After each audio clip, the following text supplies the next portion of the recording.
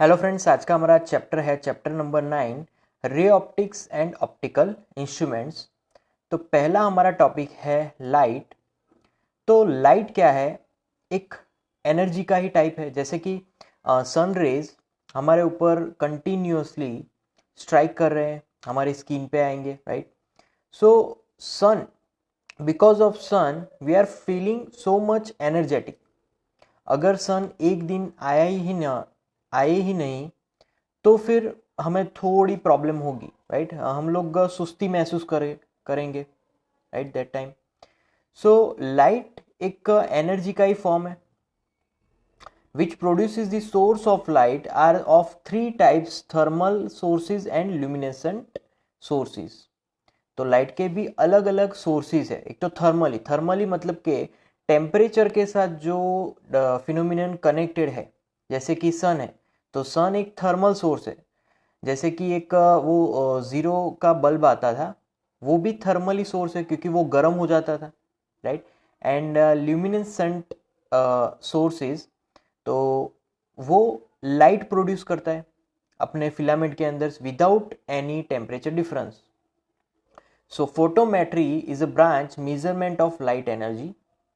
So some characteristic of light, तो characteristic में पहली जो कैरेक्टरिस्टिक है वो है, एक तो वो इलेक्ट्रोमैग्नेटिक वेव है, दूसरा उसका जो नेचर है वो ट्रांसवर्स है। ट्रांसवर्स मतलब कि जो भी लाइट का ऑसिलेशंस होगा वो लाइट के प्रोपेगेशंस के परपेंडिकुलर होगा।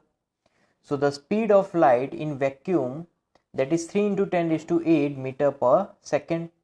सो लाइट की स्पीड है ये इन मीटर पर सेकेंड, और लाइट की जो स्पीड होगी वो डिफरेंट मीडियम में डिफरेंट होगी। जैसे कि एटमोसफियर में लाइट की स्पीड अलग होगी, वाटर मीडियम में लाइट की स्पीड अलग होगी।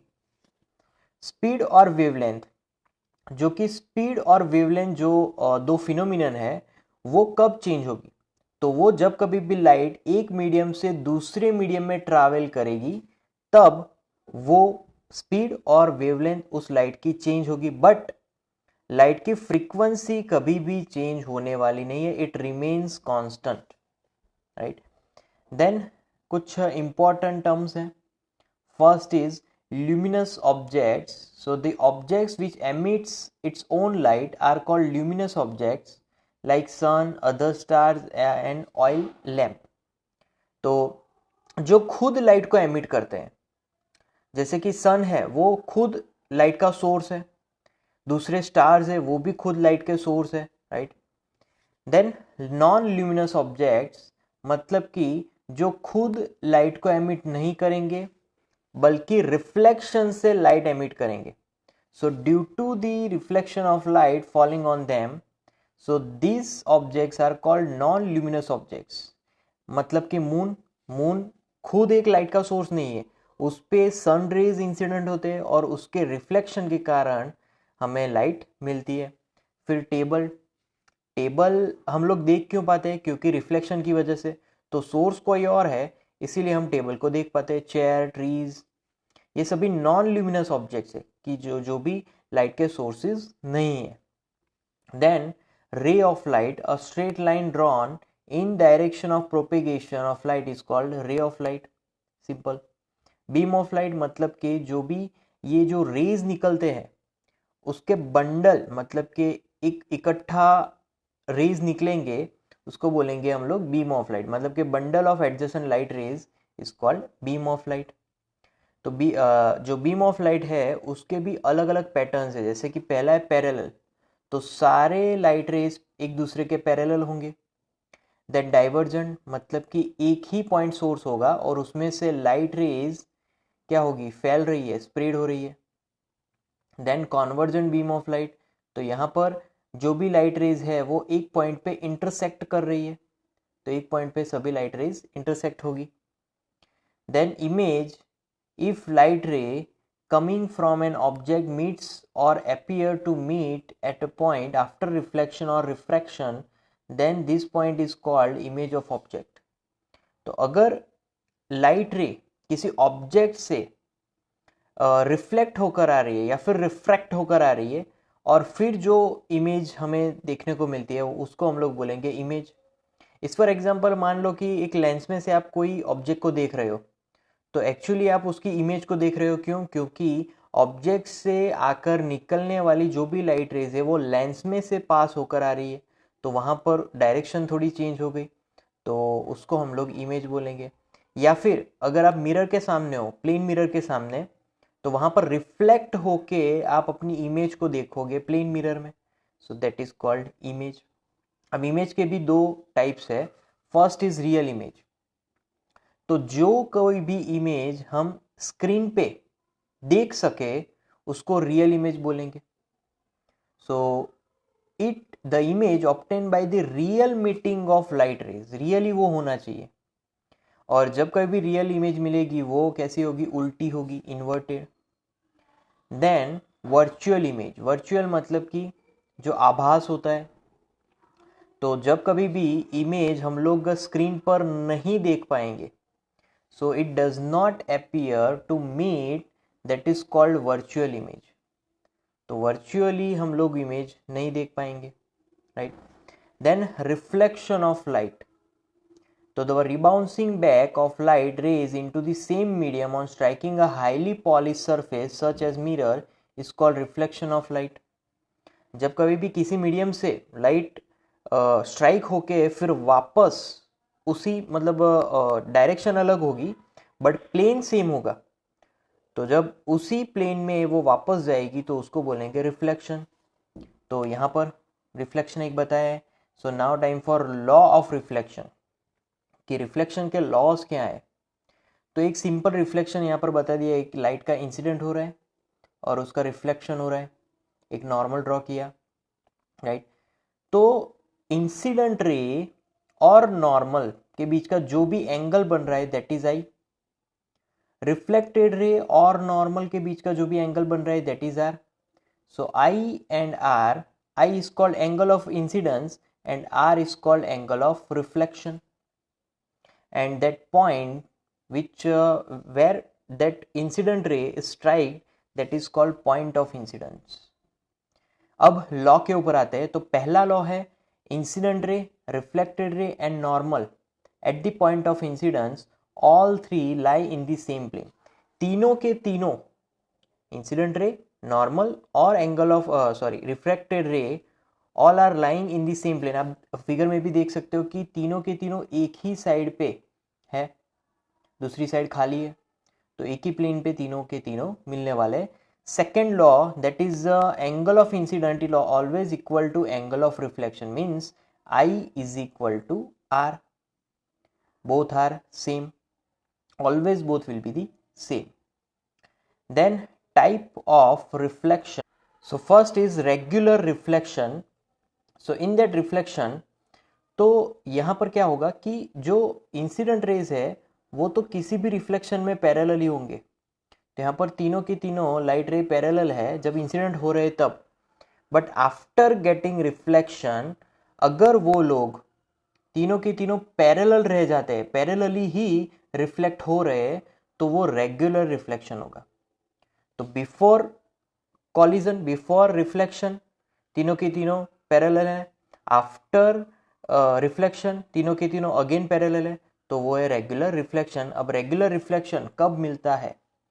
तो रेगुलर रिफ्लेक्शन एक तो पॉलिश सरफेस में मिलेगा, देन मिरर्स में मिलेगा, देन स्टैटिक वाटर पे रेगुलर रिफ्लेक्शन मिल सकता है, राइट। तो जो भी पॉलिश्ड सरफेस है उसमें रेगुलर रिफ्लेक्शन मिलेगा। देन इरेगुलर और डिफ्यूज रिफ्लेक्शन। तो जब कभी भी इंसिडेंट रे वो तो पैरेलली रहने वाले हैं, बट आफ्टर रिफ्लेक्शन अगर वो अपनी एंगल्स को चेंज कर रहे हैं, अगर वो पैरेलल नहीं रह रहे हैं, तो वो हमारा इरेगुलर और डिफ्यूज रिफ्लेक्शन होगा। और mainly irregular reflection rough surfaces की वजह से होगा। तो जो कोई भी रफ सरफेस है वहां पर इरेगुलर या फिर डिफ्यूज रिफ्लेक्शन होगा। रफ सरफेस का मतलब बुक है या फिर कोई वुडन कपबोर्ड है, राइट, तो वहां पर इरेगुलर डिफ्यूज रिफ्लेक्शन होगा। Now mirrors, what is mirror? A smooth and highly polish reflecting surface is called mirror. आपने प्लेन मिरर देखा होगा, आपने कर्व मिरर भी देखा होगा, तो वहां पर मिरर की जो सरफेस होगी वो स्मूथ होती है और बहुत ही हाईली पॉलिश्ड होती है, तो उसको हम लोग मिरर बोलेंगे, क्योंकि वहां पर ज्यादा से ज्यादा रिफ्लेक्शन होने वाला है। So first is plane mirror. A highly polished plane surface is called plane mirror. तो बहुत ही पॉलिश की गई हुई सिल्वर सरफेस, सिल्वर कलर की होगी, राइट। तो बहुत ही पॉलिश की गई होगी कि जिससे हमें हमारा चेहरा दिखे, जो भी हमारा फेस है एग्जैक्टली वही हमें प्लेन मिरर दिखाता है, क्योंकि वो बहुत ही हाईली पॉलिश सरफेस है। सो इमेज मतलब कि प्लेन मिरर की जो इमेज फॉर्मेशन है उसकी प्रॉपर्टीज क्या है, कैसी इमेज मिलेगी। तो एक तो इमेज की जो साइज होगी वही ऑब्जेक्ट की साइज होगी, ये पहली प्रॉपर्टी है। फिर मैग्निफिकेशन उसकी वैल्यू होती है 1, क्योंकि दोनों की साइज अगर सेम होगी तो मैग्निफिकेशन इज 1। डिस्टेंस इमेज का, तो ऑब्जेक्ट का भी डिस्टेंस सेम होगा। जितना इमेज मिरर के अंदर जितना इमेज डिस्टेंस होगा उतना ही ऑब्जेक्ट डिस्टेंस मिलने वाला है।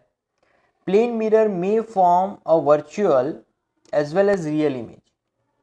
मेनली तो प्लेन मिरर में वर्चुअल इमेज ही मिलती है, क्योंकि वो मिरर के पीछे मिलने वाली इमेज है। A man may see his full image in a mirror of half height of a man। भले ही किसी पर्सन की हाइट हाफ है, बट वो अपनी इमेज को फुल देख सकता है। Now when two plane mirror are held at an angle theta, the number of images of an object, मतलब कि मान लो कि मेरे पास दो मिरर है, उस दो मिरर को कौन से एंगल पे रखूं कि जिससे मुझे अपनी पसंदीदा नंबर ऑफ इमेजेस मिले। तो उसकी जो फॉर्मूला है वो है यहाँ पर n is equal to 360 by theta minus 1। So 360 by theta is an integer. मान लो कि मेरे पास थीटा इज इक्वल टू 60 है। So 360 by 60, 360 by 60 will be 6 minus 1। तो वहाँ पर मुझे 5 इमेजेस मिलेगी मेरी। तो मैंने एक मिरर को स्ट्रेट रखा और दूसरे मिरर को 60 डिग्री एंगल पे रखा, तो मुझे उन दोनों के बीच का जो भी ऑब्जेक्ट होगा वो ऑब्जेक्ट का नंबर ऑफ इमेजेस 5 मिलेगा, राइट। सो यहाँ पर a plane mirror may form a real image when the pencil of light incident on the mirror is convergent. Children during their play form an image of sun as well as wall by a strip of plane mirror. Now kaleidoscope and periscope employ the principle of image formation by plane mirror। क्योंकि kaleidoscope और periscope, पहले तो kaleidoscope कहाँ पर use होगा, तो हम लोग कैलिडोस्कोप को यूज करेंगे अलग अलग स्ट्रक्चर देखने के लिए। अंदर बैंगल्स के टुकड़े यूज हुए होते हैं और उसके अंदर प्लेन मिरर यूज हुआ होगा अलग अलग एंगल पे। पेरिस्कोप, तो जब कभी भी सबमरीन में हम लोग बाहर की चीज़ देखना चाहेंगे तब उसके अंदर भी मिरर का यूज़ हुआ होगा कि जिससे हम लोग बाहर की इमेज देख सके। वहाँ पर हम लोग मिरर 45 एंगल पे रखते हैं। So if keeping an object fixed, the plane mirror is rotated in its plane by an angle theta, then the reflected ray rotates in the same direction by an angle 2 theta. अगर आप plane mirror को theta जितना rotation दोगे तो image की rotation 2 theta जितना हो जाएगा सेम डायरेक्शन में। So focal length as well as radius of curvature of a plane mirror is infinity. So power of plane mirror will be 0। तो अगर प्लेन मिरर, तो फोकल लेंथ और radius of curvature infinite हो गया, क्योंकि plane mirror की तो कोई कर्वनेस ही नहीं होती और विदाउट कर्वनेस वाला ऑब्जेक्ट उसकी फोकल लेंथ और रेडियस ऑफ कर्वेचर इनफाइनाइट हो जाएगी। तो इसीलिए पावर की फॉर्मूला के ऊपर से P is equal to we know that 1 upon f, right. तो 1 upon infinity that will be 0। So that's why power is equal to 0। So an image formed by plane mirror is virtual, erect, laterally inverted, of same size as that of object and at the same distance as that of the object. Now inverted. What is laterally inverted? Means जब कभी भी आप plane mirror में अपना left hand up करोगे तो अभी भी आपको मेरा राइट हैंड लगेगा, राइट। और अगर मैं अपना राइट हैंड अप करूंगा तो आपको मेरा लेफ्ट हैंड लगेगा। तो ये लेटरली इन्वर्जन है। तो मिरर आपको कोई अलग ही अपना हाथ दिखाएगा, मतलब कि राइट को लेफ्ट करके दिखाता है और लेफ्ट को राइट करके दिखाता है, उसको ही हम लोग बोलते हैं lateral inversion. Then spherical mirror. So यहां पर जो भी मिरर हाईली पॉलिश्ड होगा, कर्व्ड सरफेस होगा और पूरे होलो स्फेरिकल शेल में से उसको कट किया होगा, जैसे कि यहां पर दिखाया है। तो यहां पर पूरा स्फेरिकल शेल नहीं है बट कुछ पोर्शन ही है, राइट। और कर्व्ड है और हाईली पॉलिश्ड है, उसको हम लोग स्फेरिकल मिरर बोलेंगे। तो यहां पर बेसिकली मिरर में ऑलवेज हम लोग ग्लास स्फीयर यूज करेंगे। प्लेन मिरर होगा वो भी हमारा ग्लास का ही बना होगा। सो स्फेरिकल मिरर में दो टाइप्स होंगे, one is concave mirror, another is convex mirror. तो पहला है कॉन्केव मिरर। कॉन्केव मिरर मतलब कि जो मिरर बेंट हुआ है और जिसकी रिफ्लेक्टिंग सरफेस इनवर्ड है, राइट। तो reflecting surface inward, that is called concave mirror. Convex mirror में जो भी बल्ज आउट हुआ है, मतलब कि जिसकी रिफ्लेक्टिंग सरफेस आउटवर्ड है। तो यहां पर कॉन्केव मिरर की रिफ्लेक्टिंग सरफेस यहां पर है, यहां पर रिफ्लेक्शन होगा, और यहां पर कॉन्केव मिरर में बाहर से रिफ्लेक्शन होगा, right. So that is convex and concave mirror. अब मिरर के साथ कुछ फिनोमिनन्स है। First is centre of curvature, right. So centre of curvature देंगे। सो यहाँ पर सेंटर ऑफ कर्वेचर मतलब कि मान लो कि मेरे पास एक कॉन्वेक्स मिरर है, राइट। तो रिफ्लेक्टिंग सरफेस बाहर की तरफ होगी, राइट। तो यहाँ पर एक जो भी ये हमारे पास कॉन्वेक्स मिरर है वो एक स्फीयर में से बनाया गया है। तो उस स्फीयर का कुछ ना कुछ सेंटर होगा, तो उसका सेंटर, उस पॉइंट को हम लोग बोलेंगे centre of curvature. So sphere centre, that is called centre of curvature. Then radius of curvature.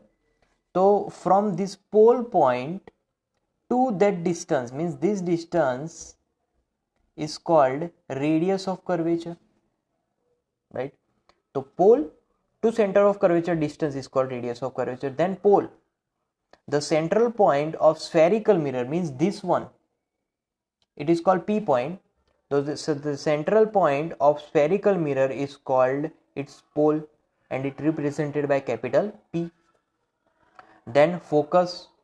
So focus point means whenever light rays are incident on the material and it gets reflected back in convex mirror.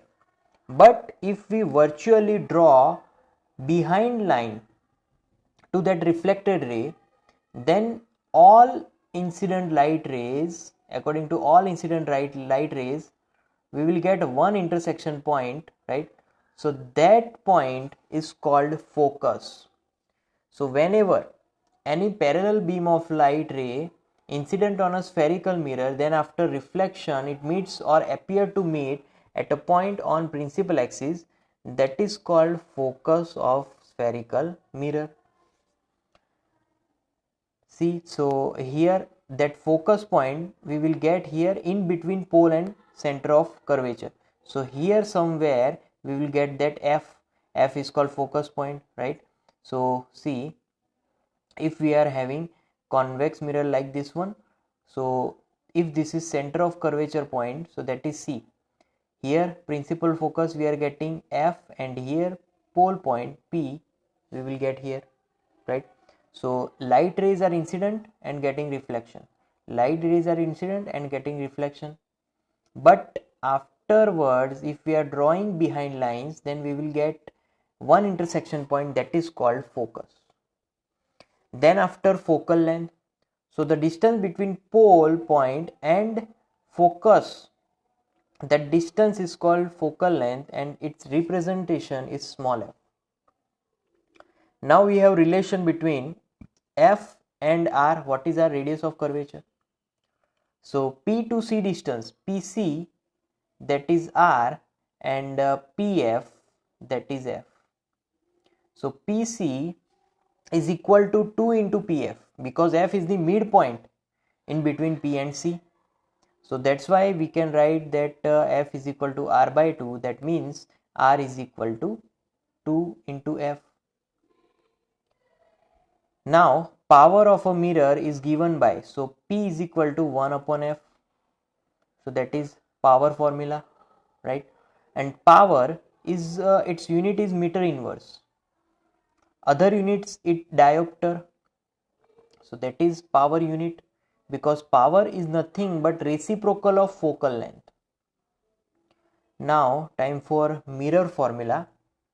So mirror formula, F is the focal length of the mirror, right? Here. So 1 upon F is equal to 1 upon V plus 1 upon U. So where F is focal length of the mirror, U is the distance of the object, and V is the distance of the image from the pole. So these all distances are from the pole which is here on the mirror. Then Newton's formula for concave mirror, that is F is equal to under root x1 plus x2. So here what are the x1 and x2 distances? So these distances of object and image from the focus. So from focus x1 that is object distance, and from focus x2 is the image distance. Then linear magnification. तो ये जो linear magnification term है ये represent करता है कि what are the dimension difference between image and object. Is for example, if image height is more than object height, magnification will be greater than the unity. So ratio of height of image and height of object is called linear magnification. So that is I upon O is equal to minus V upon U, because linear magnification other formula is negative of image distance upon object distance, right?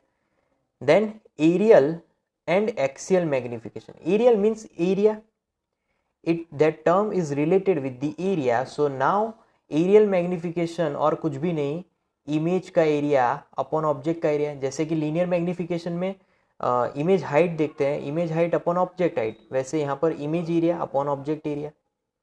So areal magnification में m square लेना पड़ेगा, क्योंकि यहाँ पर जो dimensions है वो double हो चुके हैं.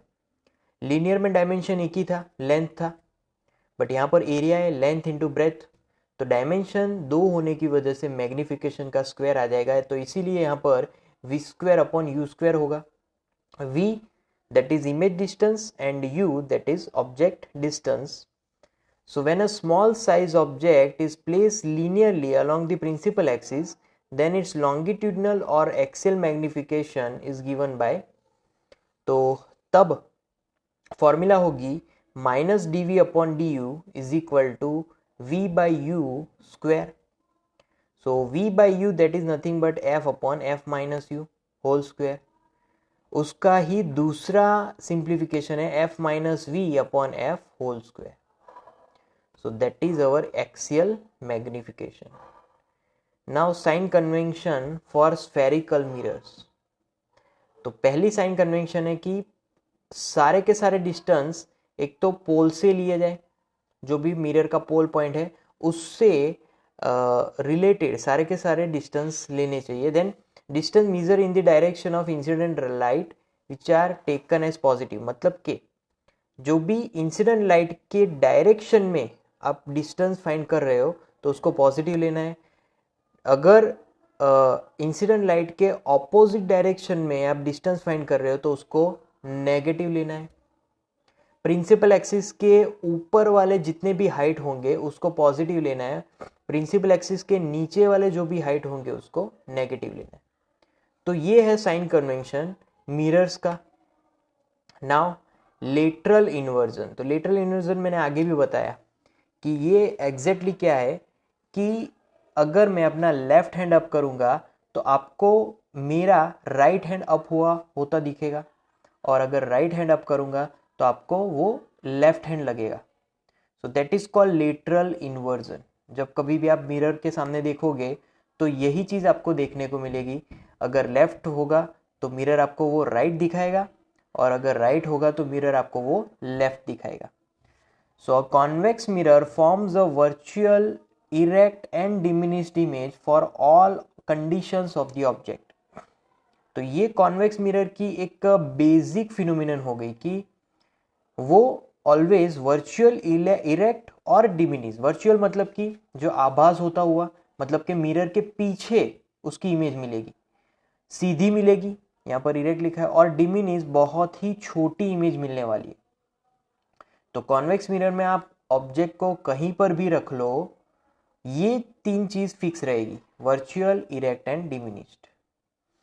Focal length of concave mirror is taken negative, convex mirror taken as positive. तो फोकल लेंथ यहाँ पर मिरर के हिसाब से चेंज हो जाएगा। अगर फोकल लेंथ चेंज हो रहा है तो पावर भी चेंज होगा। तो कॉन्केव मिरर का पावर नेगेटिव होगा और कॉन्वेक्स मिरर का पावर पॉजिटिव होगा, because power P is directly proportional to 1/f, और then P is equal to 1/f। So अगर focal length negative, power negative, focal length positive, power positive. Now refraction of light. So refraction, so यहाँ पर जब कभी भी light एक medium से दूसरे मीडियम में जाएगा तब लाइट का थोड़ा सा डेविएशन होगा, मतलब कि वो अपनी थोड़ी सी डायरेक्शन चेंज करेगी, थोड़ा सा लाइट का एंगल चेंज होगा। इसी को हम लोग लाइट का रिफ्रैक्शन बोलेंगे।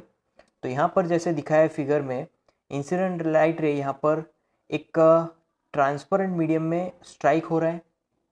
तो ये एक इंटरफेस है दोनों मीडिया का, मतलब कि एक सरफेस है जहाँ से दोनों मीडियम चेंज हो रहे हैं। तो जैसे ही light ray rare to denser medium में जाएगी, वैसे ही वो अपनी डायरेक्शन थोड़ी सी चेंज कर रही है। So this is called refracted रे, this is incident ray. Angle which is made between incident ray and normal, that is incident angle, and angle made between refracted ray and normal, that is called refracted angle. So that is I and R. So refraction का main यहाँ पर जो concept है कि refraction किस वजह से हो रहा है, तो वो स्पीड ऑफ लाइट अलग अलग मीडियम में अलग अलग होती है, इसी वजह से रिफ्रैक्शन होता है। मतलब कि मान लो कि जैसे ही एटमॉस्फेयर है, एटमॉस्फेयर से वो वाटर मीडियम में जा रही है तो तुरंत स्पीड चेंज हो जाएगी, तो इसी वजह से थोड़ा सा वहाँ पर एंगल चेंज होता है। सिमिलरली यहाँ पर लॉज ऑफ रिफ्रैक्शन भी है। तो पहला लॉ एकदम सेम है, दूसरा लॉ भी सेम है। तो पहला लॉ है incident ray, refracted ray and normal all are lying in the same plane. तो सेम चीज़ यहाँ पर हो रही है, एक ही प्लेन पे मिल रहा है, मतलब कि वो एक मीडिया से दूसरे मीडियम में जा रहा है, right. Then second, that is the ratio of sine angle of incident to the sine angle of refraction is constant for a pair of two media. मतलब कि sine I upon sine R is equal to constant, और that constant is called refractive index of that denser medium, right. अगर मतलब कि यहाँ पर relative refractive index है। Relative refractive index मतलब कि एयर और वाटर मीडियम का। अब जबकि एयर का जो रिफ्रैक्टिव इंडेक्स होता है वो 1 है, इसीलिए मैंने डायरेक्ट ही बोल दिया कि ये पानी का रिफ्रैक्टिव इंडेक्स है, जो भी डेंसर मीडियम है वो। बट मान लो कि अगर आपने एक ग्लास सरफेस ली और एक पानी की सरफेस ली, तो यहाँ पर ये रिफ्रैक्टिव इंडेक्स हो जाएगा रिलेटिव रिफ्रैक्टिव इंडेक्स, क्योंकि वहां पर ग्लास और वाटर दोनों ही सरफेस है। So that is our second law of refraction, sine I upon sine R is equal to constant 1μ2। So 1μ2 का मतलब है refractive index of one medium, first medium, with respect to refractive index of second medium. So this law is called Snell's law. Now what is refractive index? Refractive index is the ratio of speed of light in vacuum to the speed of light in any medium. It's called refractive index of the medium. So refractive index की formula होगी mu is equal to C upon V. C है speed of light in vacuum and V है speed of light in any medium. So water का refractive index है 4/3 1.33, glass का है 1.50। सो जब कभी भी लाइट डेंसर मीडियम से रिफ्लेक्ट होती है, तो जब कभी भी लाइट डेंसर मीडियम से रिफ्लेक्ट होती है तब जो फेज डिफरेंस होगा वो पाई रेडियन मिलता है, और पाथ डिफरेंस होगा वो होगा λ/2 and time difference is t/2। So ये जो सारी चीजें हैं वो स्टोक्स लॉ के अंदर आएगी। So distance x travel by light in a medium of refractive index mu is equal to distance travelled in vacuum. So time taken by light to traverse a thickness x of time, so mu x upon c. So that is time taken by the light to traverse that thickness of the material. अगर glass material है तो उस light को glass के surface से दूसरे and तक जाने के लिए कुछ टाइम लगेगा, तो वो टाइम फाइंड करने की ये फॉर्मूला है। Then relative refractive index. Relative means एक दूसरे से रिफ्रैक्टिव इंडेक्स को रिलेट करना, जैसे कि the refractive index of second medium with respect to first medium, right. तो उसकी ये फॉर्मूला हो जाएगी 1μ2 refractive index of second with respect to first medium. So तब वेलोसिटी डिपेंडेंट रिफ्रैक्टिव इंडेक्स है तो v1 upon v2, so height of object upon height of image, right. But यहां पर ये हाइट नहीं है, ये क्या है, वेलोसिटीज है। सो वेलोसिटी ऑफ ऑब्जेक्ट, यहां पर प्रिंटिंग मिस्टेक है, so velocity of object upon velocity of image, right. Then Cauchy's formula, तो refractive index of a medium mu is equal to a plus B upon lambda square plus C upon lambda raise to 4। अब lambda क्या है, तो lambda जो भी light propagate हो रही है उसका वेवलेंथ है। तो लैम्बडा और वेवलेंथ के बीच, मतलब के सॉरी म्यू रिफ्रैक्टिव इंडेक्स और वेवलेंथ के बीच का क्या रिलेशन है, so refractive index mu is proportional to 1 upon lambda square. Then critical angle, the angle of incidence in a denser medium for which the angle of refraction in rarer medium becomes 90 degree is called critical angle। मतलब कि मान लो कि कोई एक light ray incident हुई, तो जैसे ही वो लाइट रे ऐसे हॉरिजॉन्टल हो जाए, किस वजह से, रिफ्रैक्शन की वजह से, तो यहाँ पर एक मीडियम मैंने रखा है ग्लास मीडियम, और रिफ्रैक्शन की वजह से वो लाइट रे सीधी चली जाए, तो उस एंगल को हम लोग बोलने वाले हैं क्रिटिकल एंगल। डायमंड के लिए वो क्रिटिकल एंगल 24 डिग्री है। तो इतने एंगल पे अगर लाइट इंसिडेंट होगा तो वो रिफ्रैक्ट हो गए तुरंत 90 डिग्री पकड़ लेगा नॉर्मल के साथ। यहाँ पर अगर मैं नॉर्मल ड्रॉ करूँ तो ये मेरा नॉर्मल है, ये 90 डिग्री है, और ये मेरा आई है इंसिडेंट एंगल, राइट। तो यहाँ पर भी 90 डिग्री है, मतलब कि रिफ्रैक्टेड एंगल आर भी क्या हो गया, 90 डिग्री हो गया, right. So critical angle for glass 42 degree, glass के लिए वो चीज़ 42 डिग्री पे मिलेगा, तो इंसिडेंट एंगल को 42 होना पड़ेगा ग्लास सरफेस के ऊपर, तब वो R is equal to 90 degree होगा। Critical angle for water 48 degree, अगर पानी है तो इंसिडेंट एंगल को 48 डिग्री होना पड़ेगा ये 90 होने के लिए। So now according to Snell's law, अगर स्नेल्स लॉ अप्लाई करे इस सिचुएशन में, तो refractive index of denser medium mu is equal to 1 upon sine C, and C is called critical angle. So that is C here, figure is also given C, and then our light ray is totally refracted at 90 degree, right? So this is denser medium and this is rarer medium.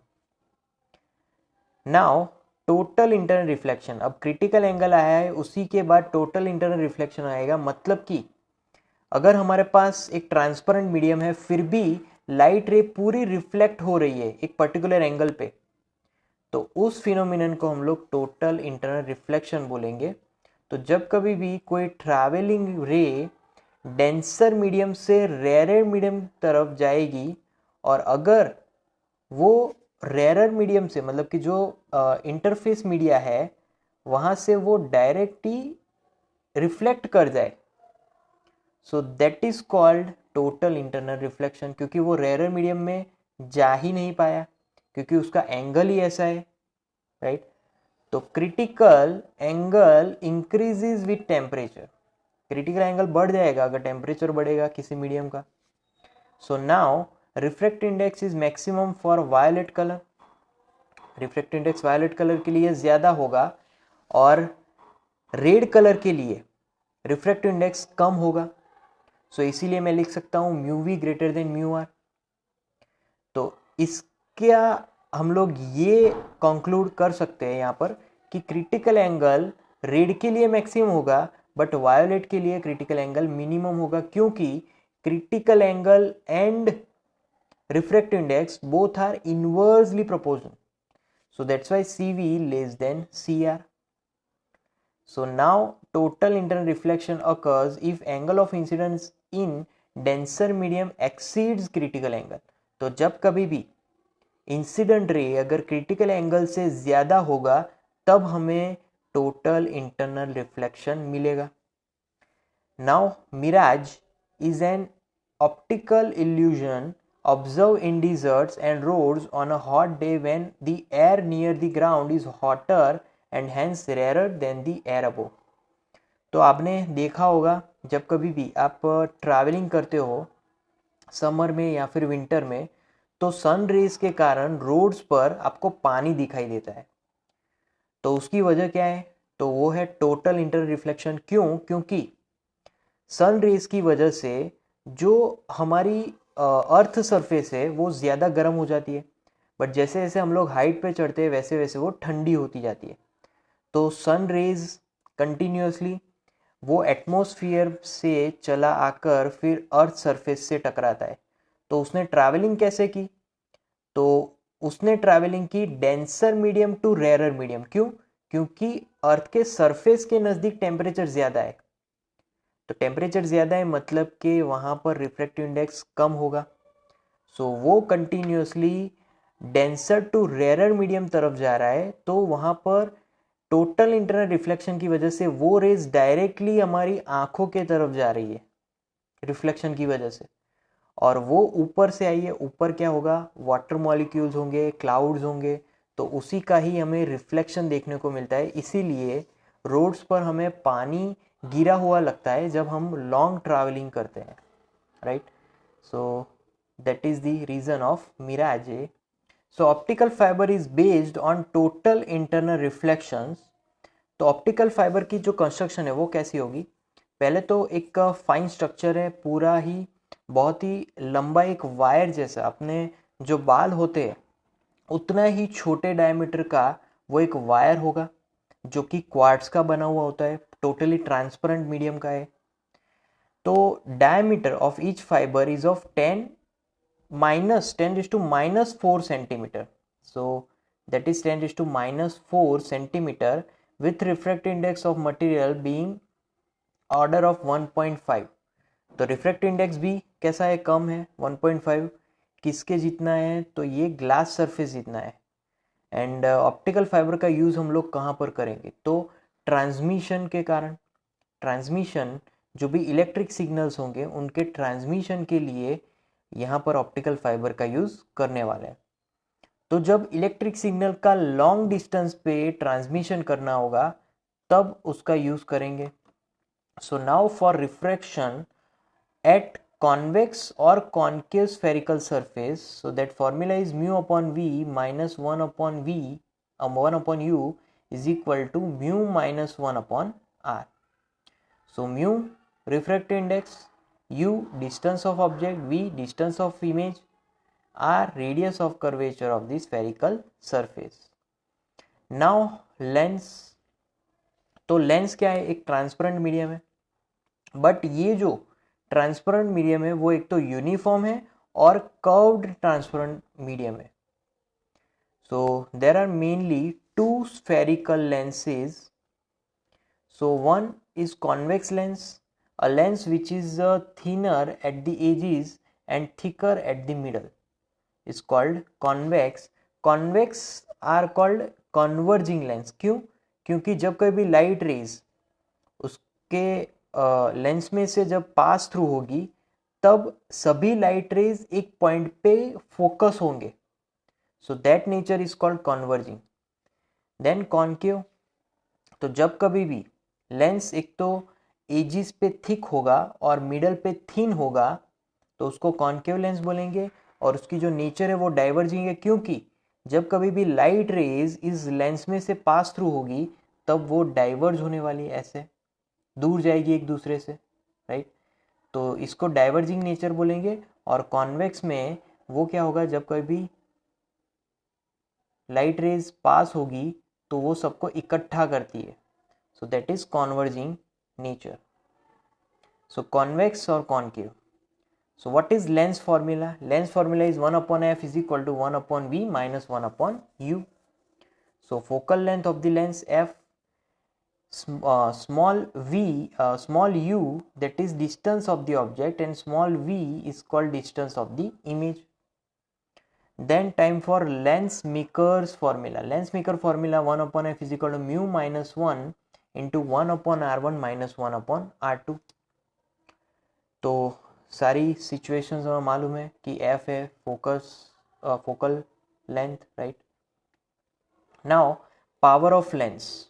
The reciprocal of focal length of lens is called power of lens.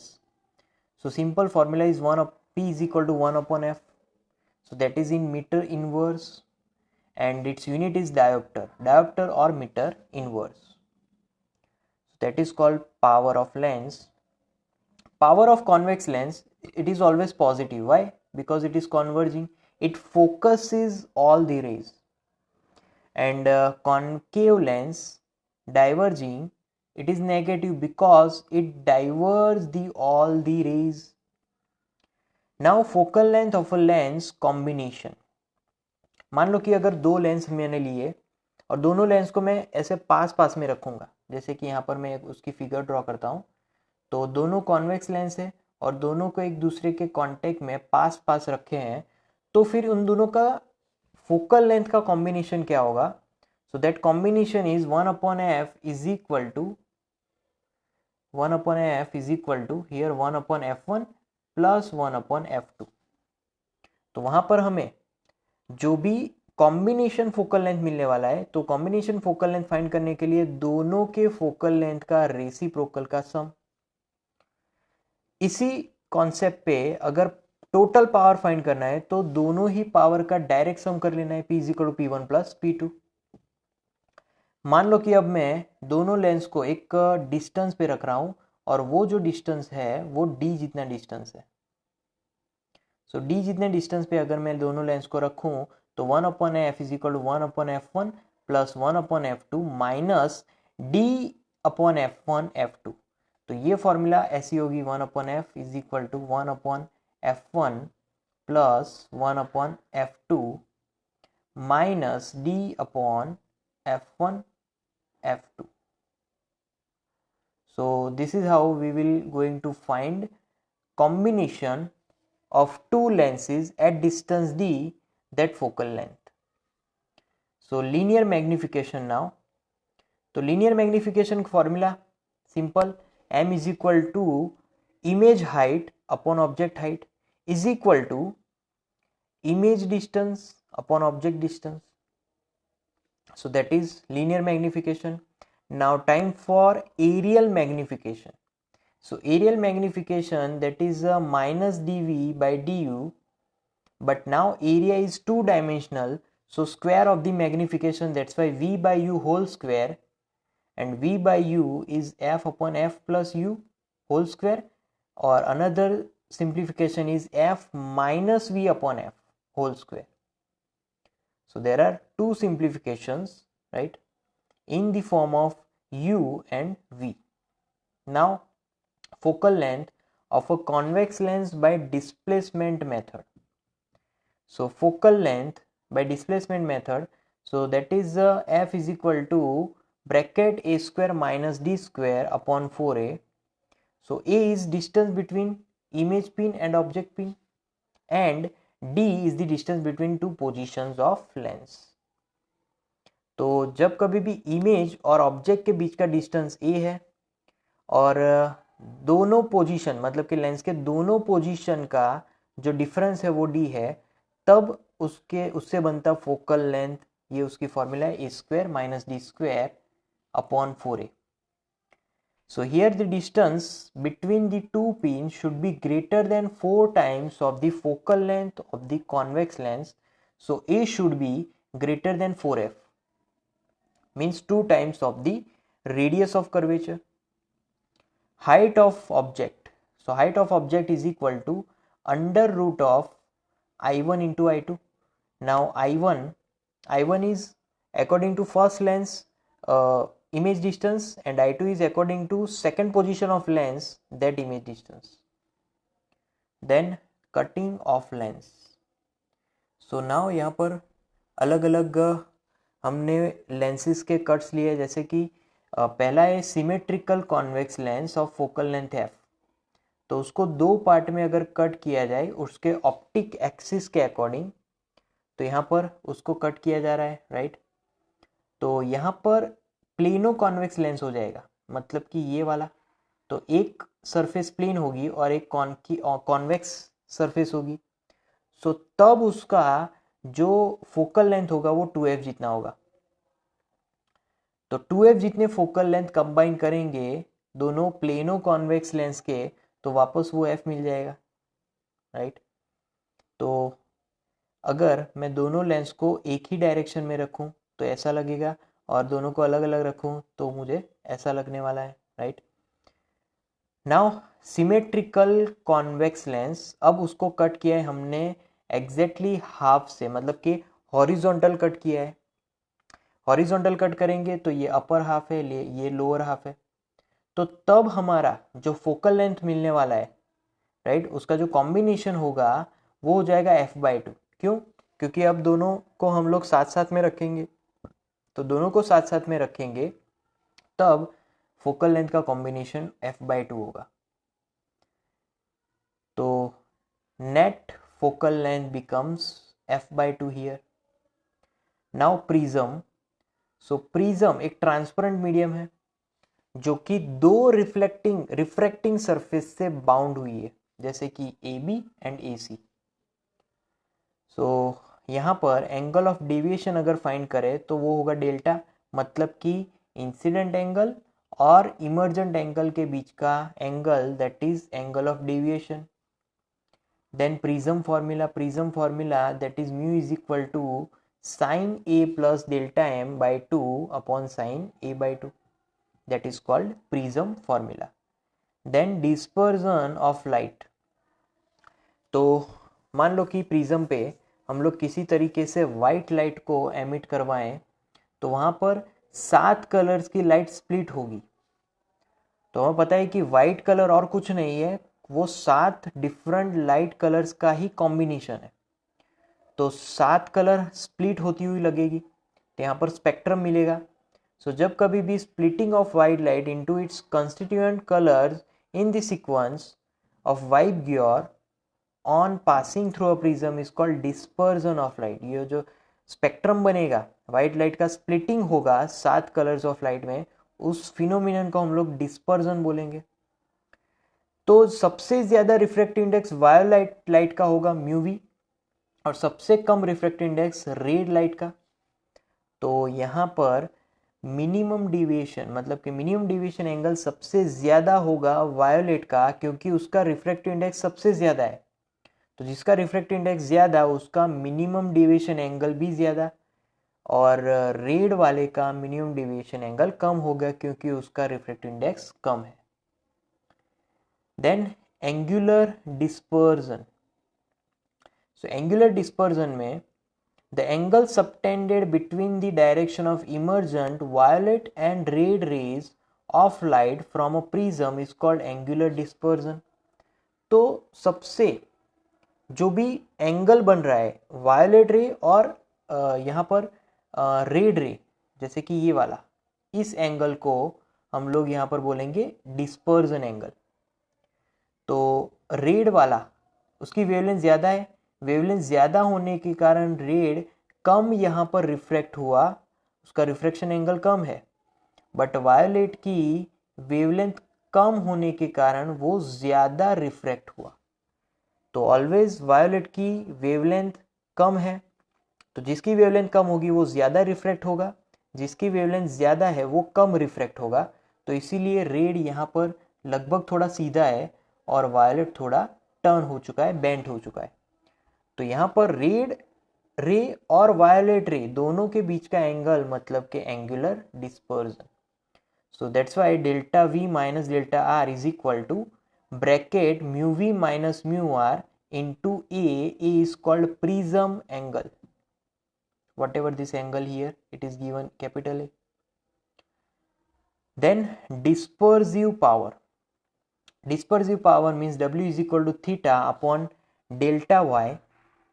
So mu V minus mu R upon mu Y minus 1. What is mu Y? Mu Y is the mean, means average refractive index of violet and red light. So simple, mu Y is equal to mu V plus mu R by 2, right? Then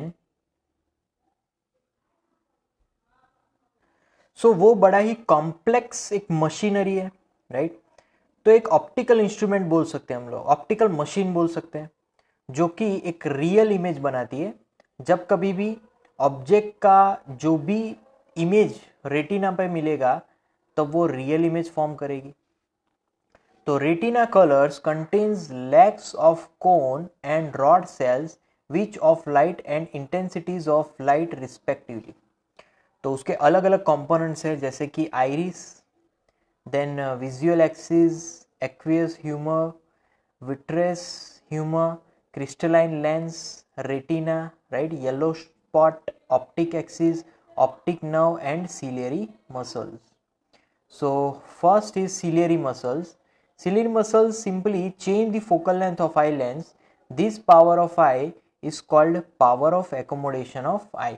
मतलब कि जो भी हमारी आंखें हैं तो focal length change होने से वो ज़्यादा दूर का भी देख सकते हैं और नज़दीक का भी देख सकते हैं। बट पावर ऑफ एकोमोडेशन की भी एक लिमिट है कि एक हद से ज़्यादा दूर का नहीं दिखेगा, एक हद से ज़्यादा नज़दीक का नहीं दिखेगा। बट इन बिटवीन जो भी हम लोग डिस्टेंस देख पाते हैं उसको पावर ऑफ एकोमोडेशन बोलेंगे। तो first device is called iris. Iris क्या काम करेगा? तो आइरिस एक ब्राइटनेस लेवल को कंट्रोल करता है कि कितनी लाइट हमारी आंखों के अंदर जानी चाहिए, उसको कंट्रोल करेगा। रेटिना, रेटिना पे इमेज सारी मिलके इंटरसेक्शन बनाएंगे। तो जब कभी भी रेटिना पे सारे रेज मिलकर इंटरसेक्ट होंगे तब हमारी आंखें उसको क्लियरली देख पाएगी। देन सिलेरी मसल, वो तो हमें पता चल गया कि फोकल लेंथ सेट करेगी, राइट। देन क्रिस्टलाइन लेंस, तो हमारी आंखों में भी एक लेंस है कि जिससे सभी लाइट रेज पर्टिकुलर रेटिना पे ही इंसिडेंट हो। नाउ अलग अलग विजन के डिफेक्ट्स हैं। पहला है मायोपिया। मायोपिया को हम लोग बोलेंगे शॉर्ट साइटेडनेस। तो इस डिफेक्ट में पर्सन जो है वो नज़दीक का तो देख सकते हैं बट दूर का उनको अच्छे से नहीं दिखाई देगा। सो इस डिफेक्ट को जब far point of eye shift from infinity to near a distance तो दूर का वो लोग अच्छे से नहीं देख पाएंगे। अब इस डिफेक्ट को कैसे रिमूव किया जाए? तो कॉन्केव लेंस से रिमूव करेंगे। कॉन्केव लेंस से उन लोगों को दूर का अच्छे से दिख जाएगा। सो यहाँ पर उसके लिए यहाँ पर कॉन्केव लेंस यूज़ किया है, जैसे कि यहाँ पर बताया गया है। तो कॉन्केव लेंस से अच्छे से दिखेगा। अब प्रॉब्लम क्या है, किस प्रॉब्लम की वजह से यहाँ पर अच्छे से नहीं दिख रहा? तो जब कभी भी मायोपिक आई थी वो सारी लाइट रेज रेटिना पे इंसिडेंट नहीं हो रही थी। रेटिना यहाँ पर होता है, तो वो रेटिना पर बराबर इंसिडेंट नहीं होने की वजह से दूर का अच्छे से नहीं दिख रहा था। बट जब कभी भी हम लोग कॉन्केव लेंस का यूज़ करेंगे तो सभी लाइट रेज रेटिना पे इंटरसेक्ट करेगी, तो उस इंटरसेक्शन की वजह से तब जो भी ऑब्जेक्ट होगा वो अच्छे से दिख जाएगा। ये जो फिगर है वो नॉर्मल आई की है, तो वहाँ पर किसी भी स्पेक्टिकल्स के, किसी भी लेंस की ज़रूरत नहीं होगी, वो ऑटोमेटिकली रेटिना पर इंसिडेंट होते हैं सभी रेज, क्योंकि हमारी आंखों में नॉर्मली नेचुरली लेंस लगा हुआ होगा कि वो उस पर्टिकुलर रेटिना पे सभी लाइट रेज को इंसिडेंट करवाता है। नाउ हाइपरमेट्रोपिया और लॉन्ग साइटेडनेस, तो यहाँ पर पर्सन को दूर का दिखेगा बट यहाँ पर नज़दीक का अच्छे से नहीं दिखने वाला, तो इस डिफेक्ट को हम लोग कॉन्वेक्स लेंस से रिमूव करेंगे। तो यहाँ पर फिर से एक तो नॉर्मल आँखें में पर्टिकुलर रेटिना पे सारे रेज इंसिडेंट हो रहे हैं रेगुलरली। तो हाइपरमेट्रोपिक आँखों में क्या हो रहा है कि जो भी रेज है वो पीछे इंटरसेक्ट हो रहे हैं, बट पीछे नहीं होनी चाहिए, वो आगे होने चाहिए। तो इसीलिए अगर हम लोग कॉन्वेक्स लेंस का यूज़ करेंगे तो वो बराबर से रेटिना पे ही इंसिडेंट होंगे कि जिससे हम लोग बराबर इमेज देख पाए।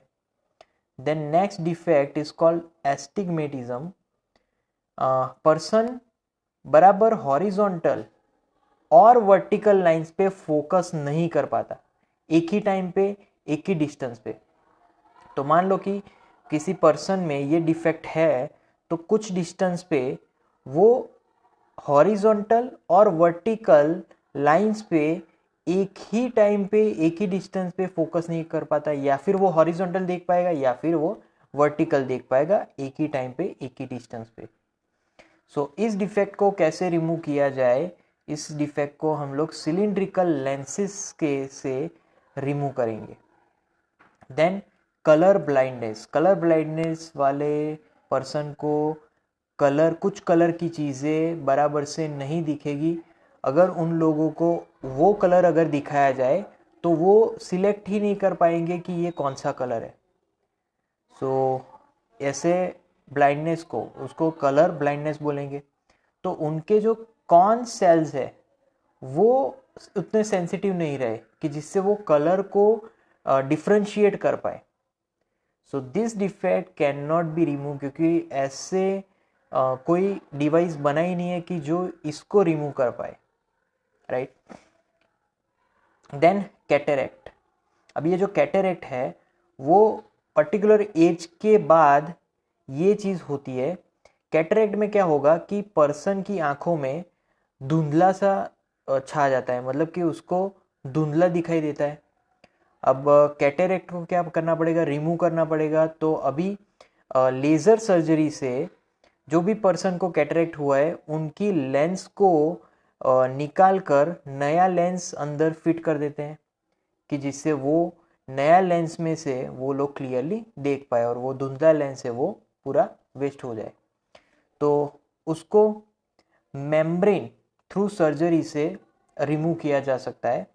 Then camera. तो कैमरा एक काइंड ऑफ हमारा आंखें जैसा ही है, उसमें भी बहुत ही कॉम्प्लेक्सिटी है वो होती है, राइट। तो फोटोग्राफिक कैमरा एक तो लाइट प्रूफ बॉक्स होगा, उस पर एक एंड पे कॉन्वर्जिंग लेंसेज सिस्टम को फिट किया जाता है। A light sensitive film is fixed at the other end. दूसरे एंड पे एक लाइट सेंसिटिव फिल्म रखेंगे, एक curtain, right. Opposite to the lens system, a real inverted image of the object is formed on the film by the lens system. Now f number for a camera, the f number represents the size of the aperture. So f number is equal to focal length of the lens f upon diameter of the lens d, right. So generally these numbers are f numbers. So the amount of light L entering the camera is directly proportional to the area of the aperture. So L is directly proportional to capital A is directly proportional to D square. So brightness of image is proportional to D2 upon F2. So what is D? D is the diameter of lens and F is the focal length of the lens. Exposure time is the time for which light is incident of photographic film. Now then, simple microscope. Simple microscope मतलब कि एक convex lens use करेंगे। तो convex lens मतलब कि हमने ये चीज़ बहुत बार की है कि किसी भी ऑब्जेक्ट को बड़ी साइज का देखने के लिए वहाँ पर हम लोग मैग्नीफाइंग ग्लास का यूज़ करते हैं।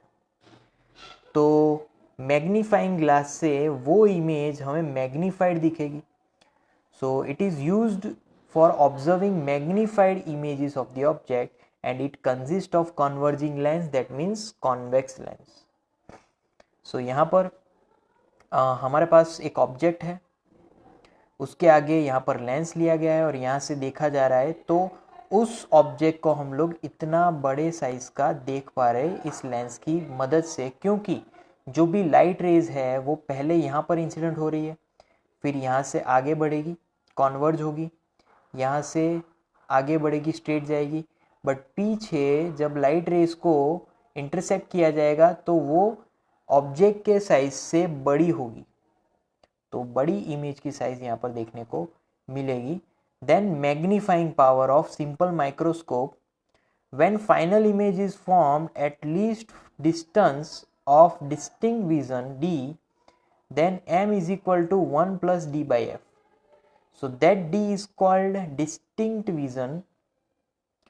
When final image is formed at infinity, so then m is equal to d by f, because 1 will be neglected in the comparison with the infinite distance.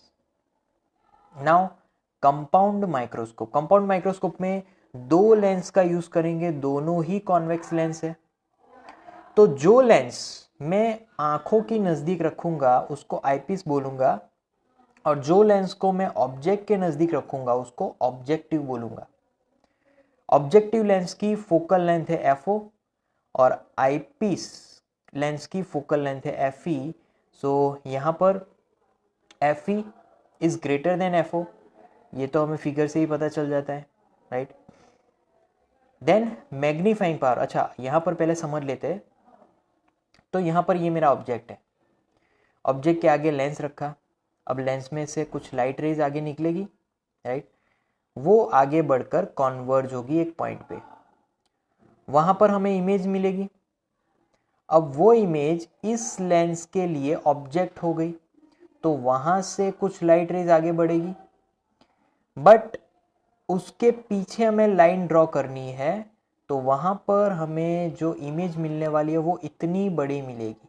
तो ये था ऑब्जेक्ट और उसकी image यहाँ पर बड़ी मिलेगी। तो ऐसे में हमने इमेज को बड़ा कर दिया, राइट। तो ये जो इमेज मिली पहले तो वो इन्वर्टेड मिली, राइट, इन्वर्टेड एंड वर्चुअल, क्योंकि यहाँ पर पीछे इमेज हम लोग ले रहे हैं। Now magnifying power m is equal to VO upon UO bracket 1 plus D upon FO. So that is the formula. Here again I am writing that formula to remove the confusion. VO upon UO into the bracket 1 plus D upon FO, right. So that is the formula here. VO we know that, UO also know that. When final image is formed at infinite, so 1 is removed because of neglecting, so VO upon UO into D upon FO, simple. Then astronomical telescope, अब हमारा ये किस पे based है, ये simply वही concept पे based है, कॉम्बिनेशन ऑफ माइक्रोस्कोप, राइट।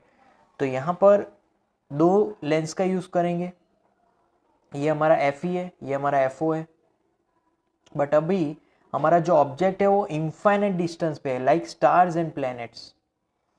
तो इन्फिनेटली डिस्टेंस से वो लाइट रेज आ रही है, एक पॉइंट पे इंटरसेक्ट हो रही है, वहाँ पर इमेज मिलेगी, फिर यहाँ से लाइट रेज आगे बढ़ रही है इस डायरेक्शन में, right.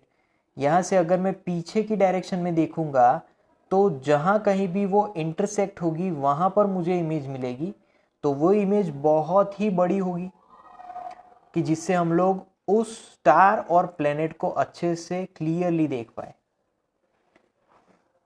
Then magnifying power of telescope, तो यहाँ पर जो फॉर्मूला होगी वो होगी m is equal to FO upon FE bracket 1 plus D upon F E. So मैं यहाँ पर फिर से लिखूंगा m is equal to F O means focal length of objective upon focal length of eyepiece into the bracket 1 plus d upon fe,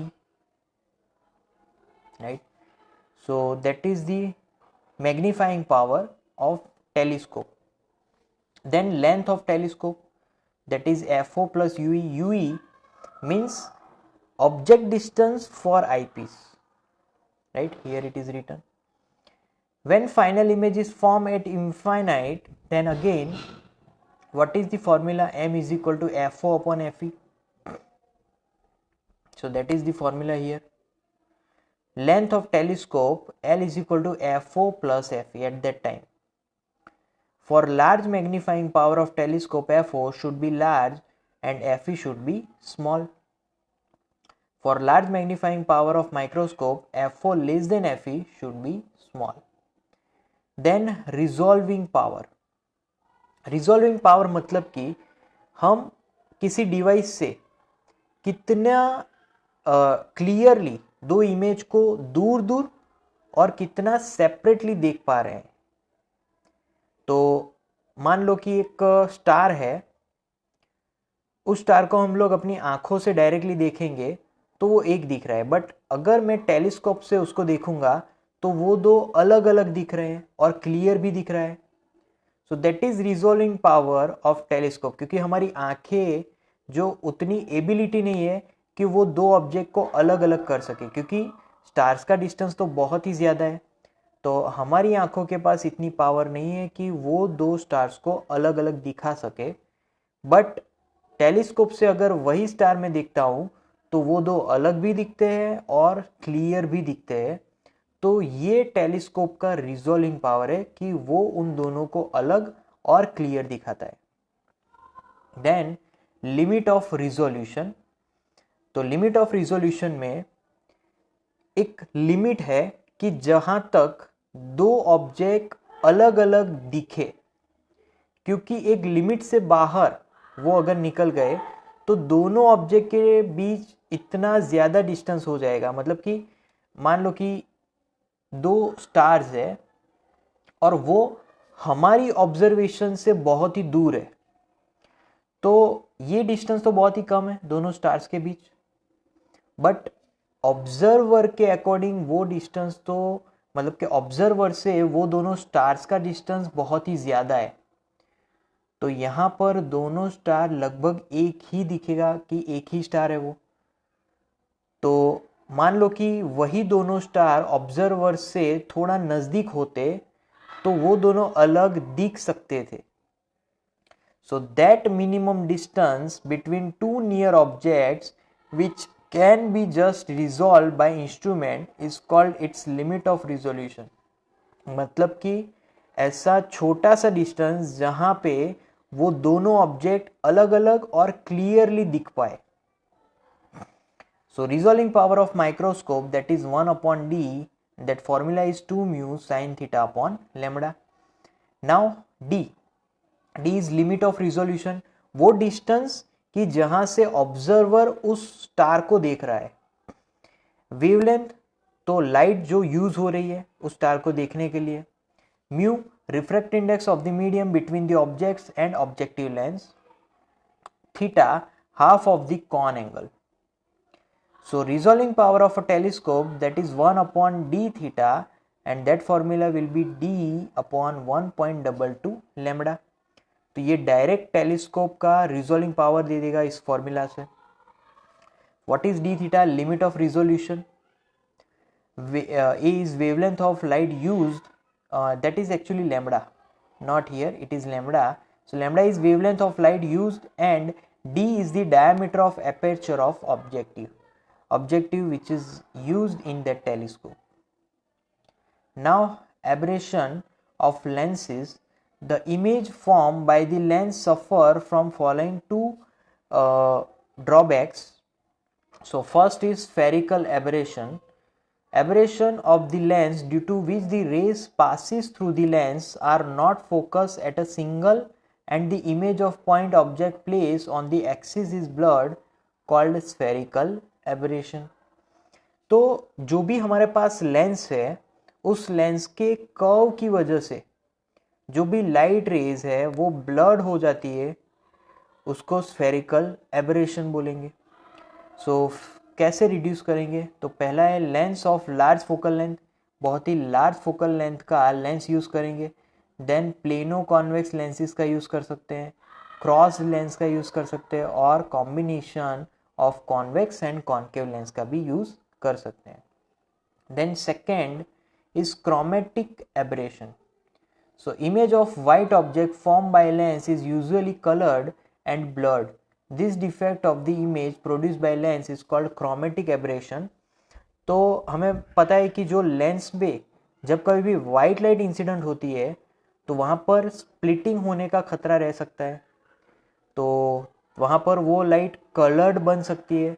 तो जब कभी भी ये डिफेक्ट होगी उसको हम लोग क्रोमेटिक एबरेशन बोलेंगे। Then scattering of light. So scattering of light, when light passes through a medium in which particles are suspended whose size is of the order of wavelength of light, then light on striking these particles deviated in different directions. This phenomena is called scattering of light. तो जब कभी भी light किसी medium से पास होकर जाएगी तब वो जो पार्टिकल है उस पार्टिकल की जो साइज होगी, जहां पर वो लाइट जिस मीडियम से जा रही है, तो वो पार्टिकल की साइज लाइट के वेवलेंथ की साइज से ज़्यादा होगी, तब उसकी वजह से जो लाइट वेव है वो डिविएट होगी अलग डायरेक्शन में। उस फिनोमिनन को हम लोग लाइट का स्कैटरिंग बोलेंगे। So according to Rayleigh, intensity of scattered light that is I proportional to 1 upon lambda raised to 4. So therefore red color of light is scattered least and violet color of light scattered the most, क्योंकि violet color की जो wavelength है वो बहुत ही कम है। अगर wavelength कम है तो इस फॉर्मूला के हिसाब से उसका स्कैटरिंग सबसे ज़्यादा होगा, और रेड कलर की wavelength सबसे ज़्यादा है, वो ज़्यादा है तो आई कम होगा, तो इसीलिए उसका स्कैटरिंग सबसे कम होगा। कुछ एग्जाम्पल है स्कैटरिंग की वजह से मिलने वाले कॉन्सिक्वेंसेस। तो पहला तो स्काई का कोई कलर नहीं होता फिर भी स्काई ब्लू लगेगा। क्यों? क्योंकि वेवलेंथ कम होने की वजह से सबसे ज़्यादा स्कैटरिंग ब्लू कलर का होगा। तो जब कभी भी सन रेज हमारी अर्थ पे स्ट्राइक करेगा, राइट, इंसिडेंट करेगा, तब सबसे ज़्यादा स्कैटरिंग उसमें से ब्लू लाइट का होगा, इसीलिए स्काई हमेशा ब्लू कलर का लगता है। Then red colour of signals of danger. तो रेड कलर का स्कैटरिंग सबसे कम होगा, इसीलिए वो दूर से भी हमें दिख जाता है, क्योंकि उसका वेवलेंथ ज़्यादा है, वो लंबा ट्रैवल कर सकती है। तो लॉन्ग डिस्टेंस ट्रैवलिंग के कारण हमें रेड लाइट तुरंत दिख जाता है। Then black colour of sky in the absence of atmosphere. अगर एटमोसफियर नहीं होता तो हमें स्काई का कलर ब्लैक लगता, क्योंकि जो स्कैटरिंग होती है उसमें एटमोसफियर का भी अपना एक इम्पॉर्टेंट रोल होता है। Then red colour of the time of sunrise and sunset. आपने देखा होगा कि जब कभी भी at the time of sunrise और at the time of sunset जो सन का कलर होगा वो रेडिश होता है, क्योंकि उस टाइम पे सन अर्थ से थोड़ा दूर होगा, तो थोड़े दूरी के कारण वहां पर वही लाइट पहुंच पाएगी कि जिसकी वेवलेंथ ज़्यादा होगी। तो सबसे ज़्यादा वेवलेंथ वाली लाइट है रेड, तो वही लाइट हमारी आंखों तक पहुंचती है, इसीलिए उस दौरान सनराइज और सनसेट के दौरान सन का कलर रेड दिखता है। The human eye is most sensitive to yellow colour. तो येल्लो कलर पे ह्यूमन आई सबसे ज़्यादा सेंसिटिव होता है, क्योंकि जो येल्लो कलर होगा वाइट ग्योर के हिसाब से, तो येल्लो कलर की भी जो वेवलेंथ होती है वो लगभग ज़्यादा होती है, मतलब रेड के नज़दीक है। तो इसीलिए जो ह्यूमन आई है वो येल्लो कलर से भी ज़्यादा, मतलब उससे सेंसिटिव होती है।